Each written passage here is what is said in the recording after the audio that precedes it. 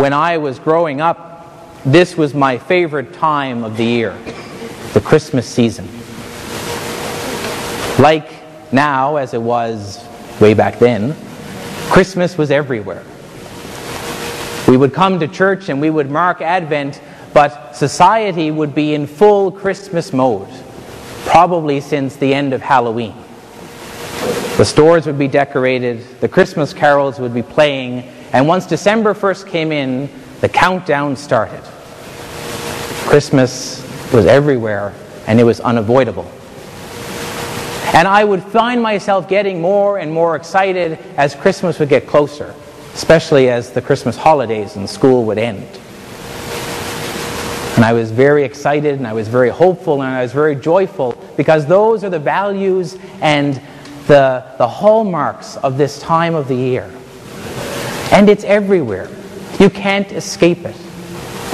No matter what you go and do, however small and mundane it might be, it's everywhere.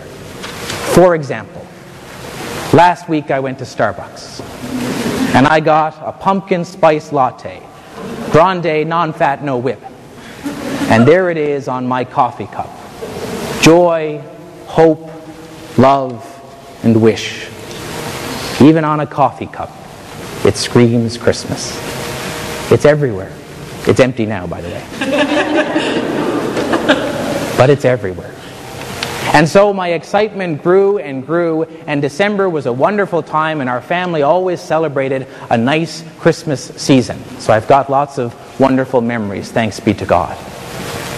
But of course, Christmas didn't last. And January would come, and the decorations started going back into the box, and we had to go back to school. And the letdown was very, very great. And so I always went through this. I knew it was going to happen every single year, and I'd go through this high and low. December would come, oh boy, it's great. January would come, oh my God, here we go again. Back into the routine. Of course, now that I'm an adult, I can kind of balance it a little bit more, and I don't suffer such a crushing defeat come January. But there is still something about that experience that I think I do feel at a deeper level. And maybe you do too.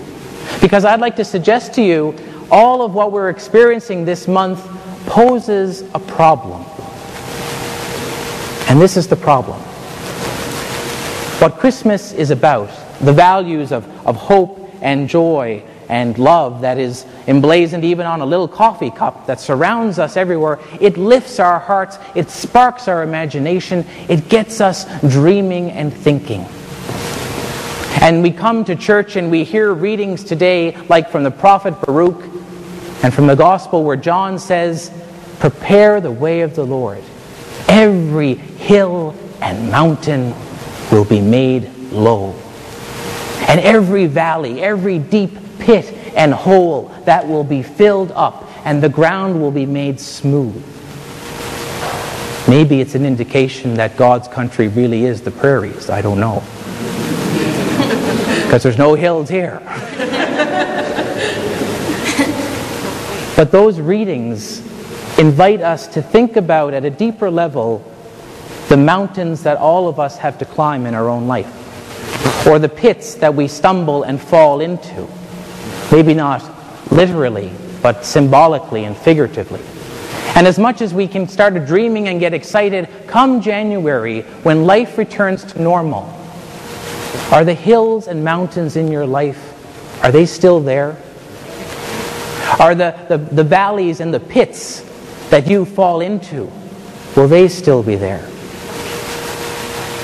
Does the rough way of our lives at times really become smooth because of Christmas? When January comes, do the relationships that you struggle with in your life that are like high mountains, are they still a struggle? When you go back to school and you face the courses that you're taking and the studies you're taking, you know it's still going to be a challenge.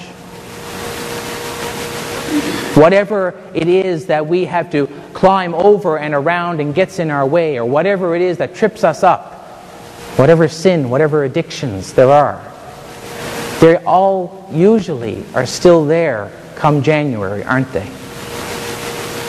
So maybe the temptation is to say these values of love and joy and hope, especially hope, maybe they're just nice words. And maybe we toss them into the recycling bin, just like I'm going to do with this coffee cup come January. Is that what we believe as a people of faith? Is that what we believe as a people preparing the way of the Lord in Advent? I'd like to say no. I'd like to say we are about something deeper. We are about a people of hope, but we need to be clear what hope means. To not think that our faith somehow magically reduces the mountains and fills in the valleys, and God, like some sort of divine bulldozer, does all the hard work for us, and we can just walk on through like there's been no problem. Our faith is not magic. Our hope is not based on magic. So what is our hope based on?